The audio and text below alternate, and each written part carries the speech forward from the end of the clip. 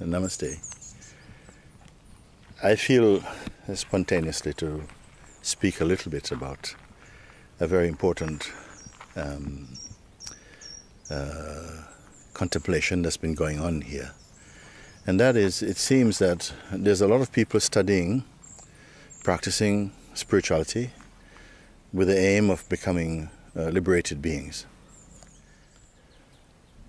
What I have found is that I see it's almost impossible for a human being to become or to find their universal being just by teaching it. It cannot be taught. It cannot be taught.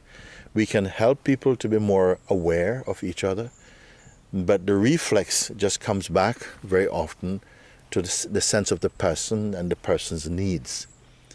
The person is the main contributor, is the main culprit to this washing away of what has been built up.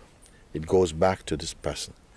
And as long as you retain this loyalty to personhood, which is a selfish state, don't kid yourself that you're in some universal state of consciousness. It is not. The only way I have found that one becomes truly universal is when it comes through grace, it comes through the liberation that arises from the inquiry into the nature of oneself, and you come to see completely clear in the heart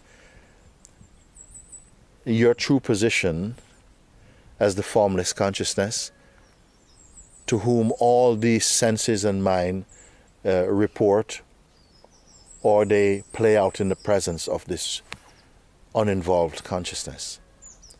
It is only here that the universality of consciousness in its human expression begin to manifest. But by teaching, no.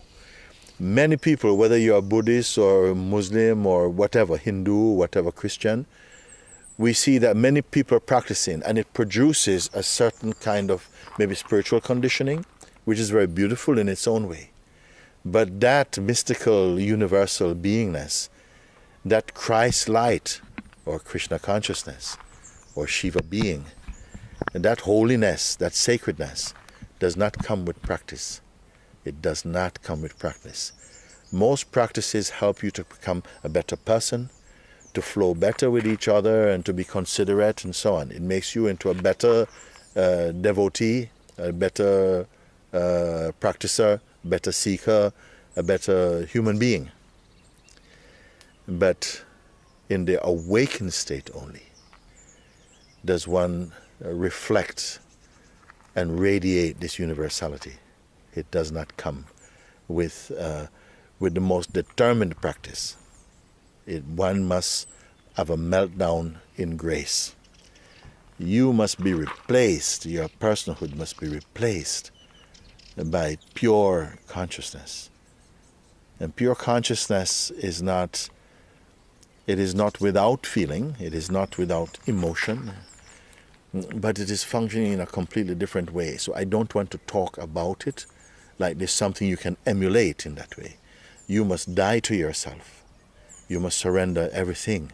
Don't hold anything back, because this is another trick for many seekers.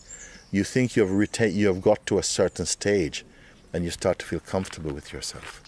But there's still things inside that needs to perish, that needs to burn off. Your personhood commitment. When I say that, I don't mean that your normal tasks in life or your sense of responsibility, that can be there inside the bigger consciousness. But any kind of deep faithfulness and loyalty to your egoic identity, it will not work. It will not work. It has never worked, and it will not work.